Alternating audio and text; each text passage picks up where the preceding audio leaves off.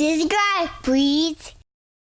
Hey guys, welcome back. It's your favorite Gimp with a Limp, and I am here with some new stuff for Xwing 2.0. Wave 3 did release. I have a lot of Galactic Republic here to show you.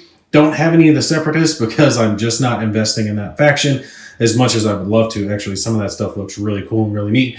But with so many factions now being in Xwing, you really just can't collect everything. Back when it was just 2 factions and then 3 factions, you could take and collect everything, and they really kind of geared it that way that you had to collect everything because some upgrade cards were only located in certain packs. Like the Star Viper was sold simply because it had auto thrusters in it, you know, and some things were sold just because it had TLT. That is a good thing with 2.0. They don't do that anymore. You can simply buy 1 faction if you want, or 2 factions, or whatever you want, and you have everything you need. You're never going to be missing an upgrade card you need because you didn't invest in another faction. So pick 1 or 2, you know, maybe 3, whatever you want. But it probably behooves people to focus now rather than trying to collect everything, because I just don't see how anyone could afford it. But I've definitely been looking forward to this. You will notice that it's all open because I actually already filmed this video once, and my neighbor just had to friggin' weed eat while I was trying to film, and he destroyed all of my filming. I don't know, the guy like lives to mow or something. I swear to God, he went over the same little edge line in his driveway and around his sidewalk 3 times over the same area. At that point, I just lost my mind, deleted it, and figured I'll reshoot it. Okay, we'll start left, work our way to the right over this. First thing we've got is the ARC 170. You can see that it is a medium base ship. One of the definite needed upgrades with 2.0 was the fact that you only had small base and large base, and there were some ships like this that didn't really fit in it. A little too big to be small base, but a little too small to be large base. It came up with the medium base, and that really did make a difference in Xwing 2.0. Definitely do appreciate that. And there's a good thing. You'll notice this paint job is nice and clean. It doesn't look dingy and scratched up like the Rebels did. Actually, hold on. I will grab one. Okay, so here's one of my Rebels. I'll hold them both up so you guys can see how it had an older, beat up looking paint job, and the one from the Galactic Republic does look neater and cleaner than the Rebels version did. Now, the good part about these new ones is they have the same dial. I went ahead and checked it, and the dial that comes with the new ARC 170s out of the Galactic Republic is the same maneuver dial that's there for the Rebels. So they can be used interchangeably. I don't know how they're going to rule it on tournaments or things like that. I really don't see anyone pitching a fit since the maneuvers are the exact same. You can take and use the cardboard tokens that come with it on the off chance that you don't have enough. It's not like you can't just say, hey, this is representing whatever. For, you know, just normal play, I don't think too many people would, you know, pitch a fit over it. I definitely wouldn't. With tournament play, I wouldn't anticipate people really making that big of a stink over it if, you know, just the back of the dial itself was a different color and the paint scheme is different. Now, especially since people paint their own ships anyway, I wouldn't expect the tournament operators to take and get upset over that. Now, this does come with some of the new strain tokens. I actually already have some acrylic ones of these. A buddy of mine, Chad, I appreciate it, gave to me. I think Curl Paul does have these already if you want to order acrylic tokens, or you can just use the cardboard ones that come with it. The new condition that is being released with this version that causes these ships to lose, who have a strain, they lose one of their agility. And then there's also strain clouds we'll get into with this expansion pack that similar thing. Like when you're shooting through them, it operates kind of like debris, and then it gives you some other bonus. I forget what it is. All right. But we do have some cards with it. I'm not going to go through every single card that comes in. I don't want to bore everyone with it, but I do want to point out some key ones that have stood out to me. Wolf here. When you perform a primary attack out of your front, you can spend a charge to re-roll one attack die. You can see he's got one charge, but it's not recharging like normal ones are. It recharges when he performs a rear attack, and he may recover one charge to roll one additional attack die. So it makes him better both attacking forward and backwards, and it's key to take and do a joust where you fly in, you fire with your front, you fly past, you fire with your rear, and then you take, turn around, you do it again. Really just excellent pilot skill built right into him. There was another one, I think it's this one. Yeah. In the side arcs at range 1 to 2, friendly ships get to re-roll one attack die. That's a good support craft that could take and fly in the middle of your ships, push out, and give them, a little predator type ability as long as they're within range. And then, of course, we've got some generic pilot cards. As far as the upgrades, there is this dedicated. It's one of the new ones. Similar to what we were talking about. They're big on trying new things in this expansion, it seems like. And it's got a whole lot of side arcs going on. Side arc, range 0 to 2. If it another friendly ship in your arc defends, if it is limited or has this upgrade and you are not strained, you may gain one straining token. And if you do, the defender re-rolls one of their blank results. So you can take a little stress to make them have a better chance of evading. Cool ability. There's a lot in here that you'll have already seen. One that you haven't seen, Chancellor Palpatine. Two-sided card, can be used by Republic or Separatist, since he was a two-faced guy.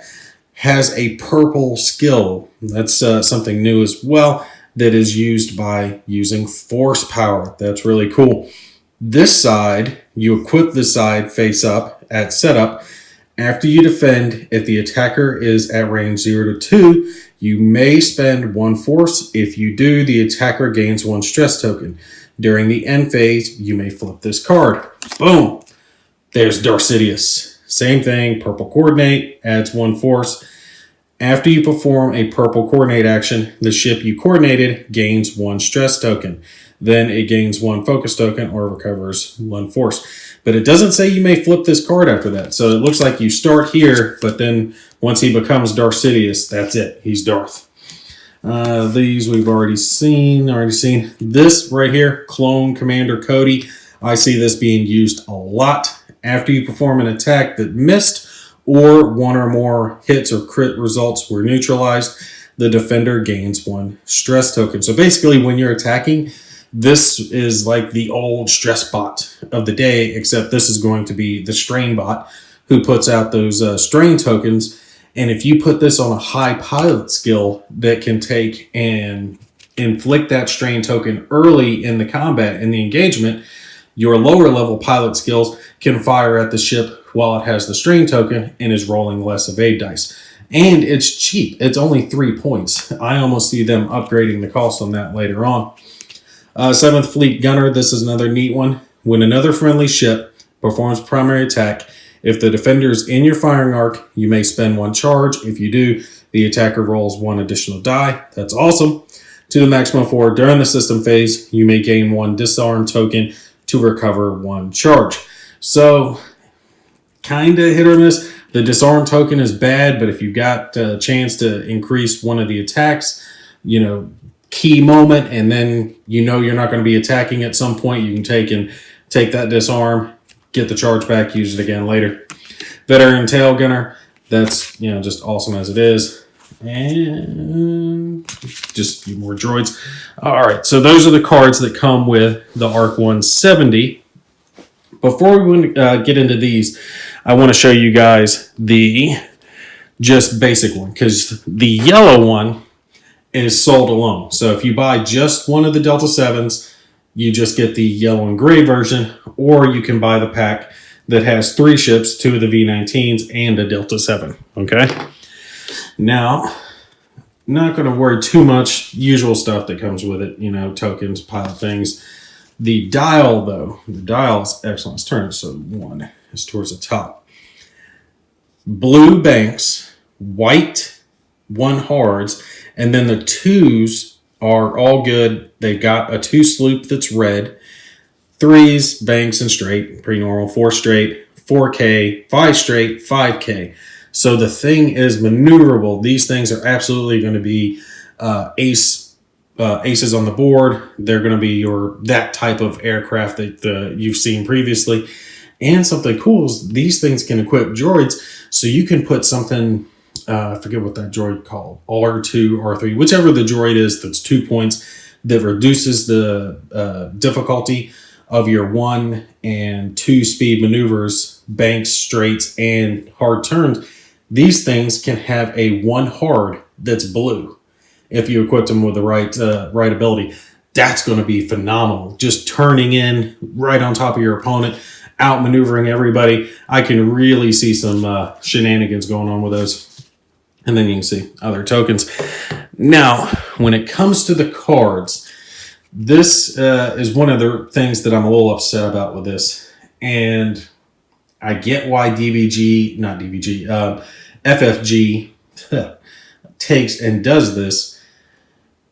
But I got to say, it pisses me off. All right, because it's shady in my opinion. These V-19s, they're okay. They're filler ships. Some people might swarm them. Someone might come up with a good thing for them. But I don't think they're all that great. So there might be people who want to fly Galactic Republic who don't want any of those V-19s. So they'll just get some of these starfighters or maybe some arcs, right? Well, if you get those and you don't get that pack, you don't have all the cards. And some people are going to be like, well, it's a different expansion, blah, blah, blah. Look, if you buy a ship expansion, you buy the Jedi Starfighter, you should get in the pack every pilot card that is available for the Jedi Starfighter.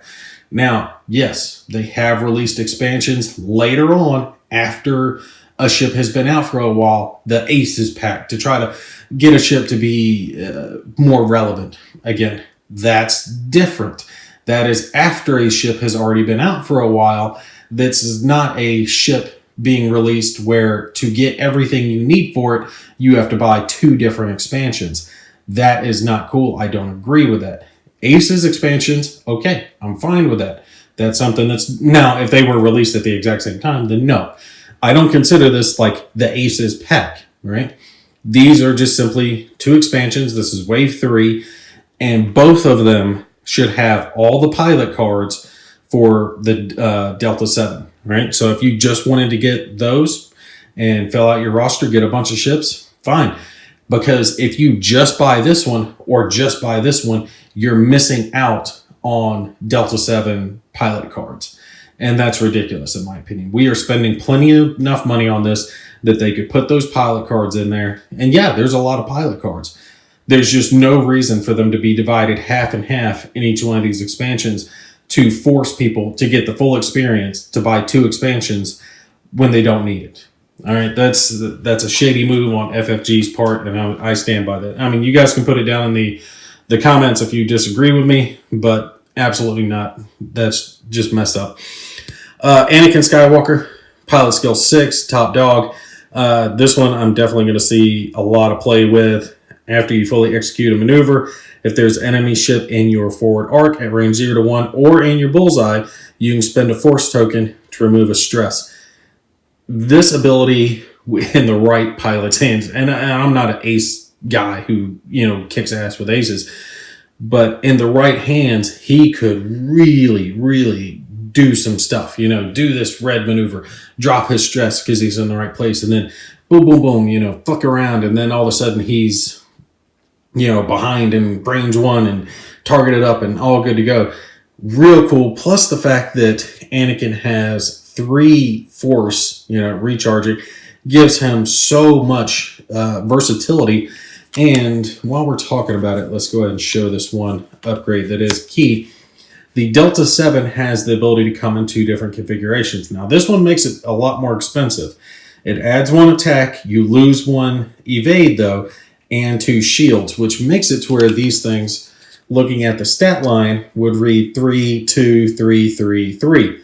That is a excellent stat line. I mean, that's close to Xwing stat line, really. I mean, the original T65 would be better because it had 1 more shield. but a lot more maneuverable than the originals. So I definitely am willing to bet you're going to see a lot of those Delta 7Bs with that upgrade. Yeah, it is a little less evasive, but they're still decently enough evasive. And they're still an ace ship that can fling themselves around the board. And now they're throwing a lot more firepower out the door. Plus, if you add it to another upgrade, you can get even more with the force abilities. But Anakin definitely see a lot going on. Luminera, she's got a good ability that makes ships more defensive. She's got 2 force, good with her. Barriss Offee, she is similar to Luminera in the way that her upgrade operates, but it's attack instead of defense, but she only has 1 force. I would have liked to have seen her have 2. I don't think 1 is enough to make her see a whole lot of play, even though she does have a decent ability. Ahsoka Tano, yeah, she's going to see a lot. She has the ability to take and help other ships perform action.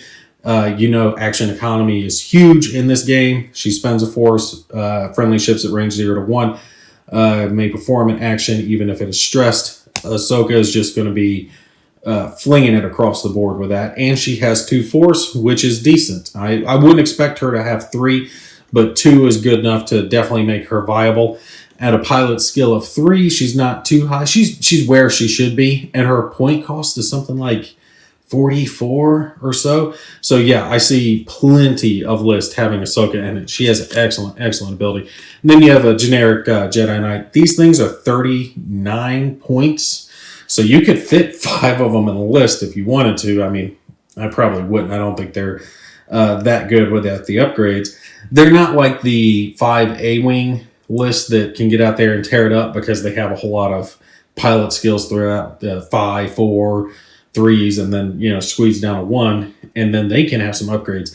These Jedi Knight starfighters don't have that ability, so I'm willing to bet the most you'll see in a list is 4, and that would probably be pushing it. It would probably be 2 with like an arc or something like that. Battle Meditation grants a coordinate. Brilliant Evasion. This is one that I expect to see people using. It basically grants it that if you're not in the opponent's bullseye, you get a free focus. It's only for 2 of your focus results, but that's how many focuses are you going to roll? You'd have to roll 3 on your evade. Pretty much all your evade dice have to be focused to make it to where you wouldn't have enough. So it's free focus tokens for your defense, which means you can guarantee your focus token for offense, or you can go for target locks for offense because you're going to be evasive. This is a force ability, and it's going to be, now you do have to use a force to do this, but it's still excellent ability because you get 2 for the price of 1.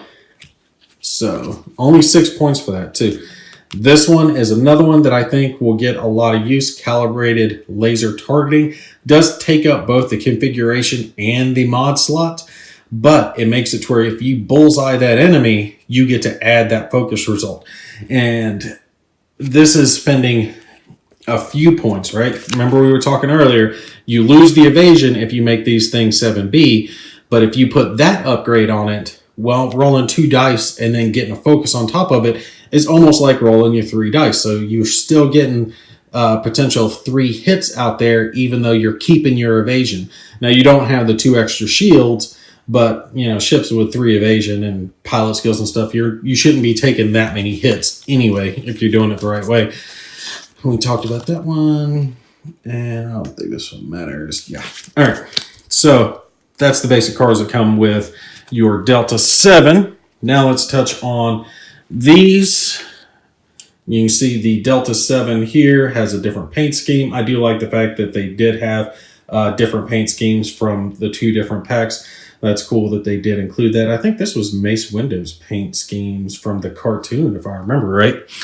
And then, of course, the V-19 Torrent, little bomber fighter type mixed ship from the cartoon. Really like these things. They're cool. And they're a good filler ship. The cheapest one is 25 points. So at most you could fit 8 in a list, but they really wouldn't do that good. I mean, even though that would be a lot of hull, 5 hull apiece, but they only have 2 offensive dice and then 2 defensive dice, and not a very good dial on top of it. So you have those. Now, this thing did come with a little pack with it saying that there was a misprint on these dials and to use these instead. I looked twice. I couldn't find a difference between these and those. I'll still use these, but it's possible not all of them were misprinted and they just threw the extras into all of them just to ensure that if you got a misprint, you got the right ones. Before we look at the cards, let's check out the dials real quick. These are for the V19 Torrent, and you can see they've got 1 hards, but they're red. It's cool that they got it, though, in a pinch. They do have a 2 Talon. That's really cool. 2 hard being white, would understand. Thing that I'm kind of sketchy on, the 3 banks being red. These, with a 3 straight being blue, okay, that's, cool, but the 3 bank being red, I get it. You don't want them turning that much, but they're already so slow and unmaneuverable. At least the 3 bank should have been white. I would have rather seen all the 3s be white than do it like this, because I just think that holds them back a little too much. They do have a 3K. That's cool, 4 straight. And then we already went over that. Something else new. We have our spare parts token, that spare parts canister, because this can be jettisoned. And then the new, I forget what they call these, nebulas or something like that. The new debris or asteroids that you can put out, which do have their own special rules. So I'm cool with them putting out something new. We've been running the same debris and asteroids for years now. It's nice to have something on the board that's going to change things up, tossing out new types of tokens and getting it to where people are thinking of different strategies, a little outside the box, right? Okay, this pack comes with a huge stack of cards. That I'm cool with. Now, we talked about this previously. These, with the exception of this Jedi Knight generic card, these 4 cards are Delta 7 pilots. We have Obi-Wan, Mace Windu, Plo Koon, and Saesee Tiin, whatever that one is, that are not included in the Delta 7. I reiterate, these cards should be in both packs. All right, I would rather have extras than realize later on that I don't have all the pilot cards.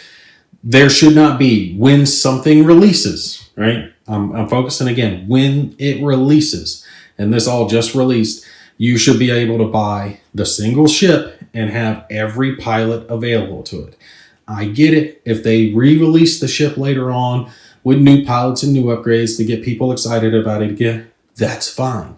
But don't take and split it up over 2 packs here. And I'm sure the Separatists, they had the same situation. I'm sure theirs is the same way. To make it to where to have all the pilots, you have to buy 2 expansions. Don't do that, FFG. That's wrong. That's messed up. All right, we're not going to go over all their different pilot skills. They're not all that horribly impressive, if I remember right from reading them. There are some decent ones with the V19s. A lot of them seem to be about coordinating and working together. Where's the one that I really, really liked? Tucker.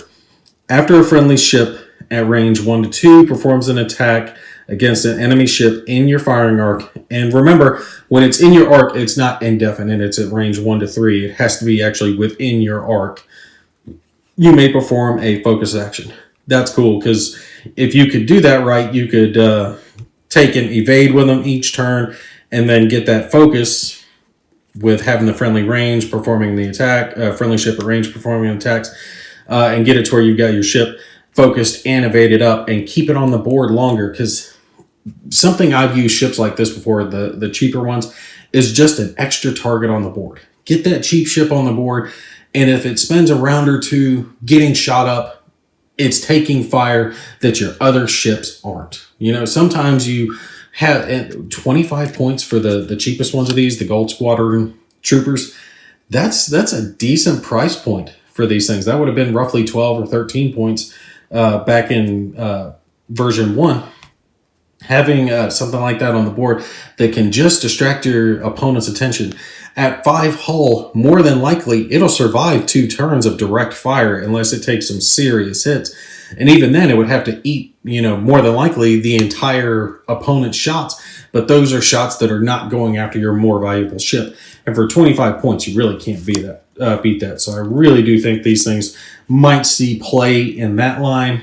And I'm sure others will take and come up with really cool ideas to have a handful of these things pinging off of each other. I'm not that good at list making. Now, the rest of this stuff is all upgrade cards, and most of them are upgrade cards that you have seen before. I'll see if there's anything different real quick that we have not seen in previous expansions or in the others that we have talked about. It's going to have pretty much everything. I don't think there's any upgrade cards here. I think there's one, maybe. Is it this one? R4P17? Yeah. After you fully execute a red maneuver, you may spend 1 charge to take and perform an action, even while stressed. Put this shit on some of these Delta 7s, like your ace pilots. That's going to give you some real get-out-of-jail-free opportunities. Catch your opponent by surprise. I definitely see a lot of use going on for those. Let's see, anything else? I think that pretty much covers it. There's not a whole lot. And there is this spare parts canister that I was telling you guys about. You spend 1 charge to recover 1 charge on one of your equipped droids. So you could have this and then recover the charge on that droid that I was just showing you. That's awesome. Or you spend a charge to drop the spare parts, and then all locks assigned to you break. All right, so that's a cool upgrade. I think it's about 4 points. You do have to have a droid equipped. That's what this is there. And if you have trouble, like, looking in the app, trying to find this, because at first I couldn't find it. I'm like, what's it located under? You have to have the droid actually equipped to the ship before the spare parts canister will show up. Don't really agree with them having it in the app that way because you'll forget about stuff. I would rather them have it there and have it grayed out or something. Have a little notification pop up. Have to have droid equipped first before you can equip it. Something like that. You can say a legal card or whatever, but don't have cards hidden in the app until you meet certain conditions. Have it all show, but, gray out, whatever. I'm sure they'll get to that at some point, and then we cover the rest of these. So that's the Galactic Republic and what all comes with it. I gotta say, I'm really looking forward to taking and getting some of the stuff to the board. Especially, I've got an idea for a 2 arc, 2 delta list. I think will do really well because they have the hull, little staying power, some firepower, and then a couple of these things zip zapping all across the board and just putting down the hurt on the enemy. The thing is, I did try to come up with a list that was 1 arc and 2 of the deltas, but I was almost having to max out every upgrade just to get the points there. So I'm thinking I might take and maybe do 1 arc, 2 deltas, and a V-19, like I said, is just a filler ship to soak up some of the fire. 5 hull to chip away at the enemy, All right, but that's going to be it for me. Don't wait for a separatist video because I won't be making one, unfortunately.